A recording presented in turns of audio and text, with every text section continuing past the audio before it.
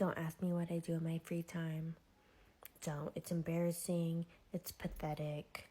And your viewpoint of me will change drastically to -0, which is just 0, but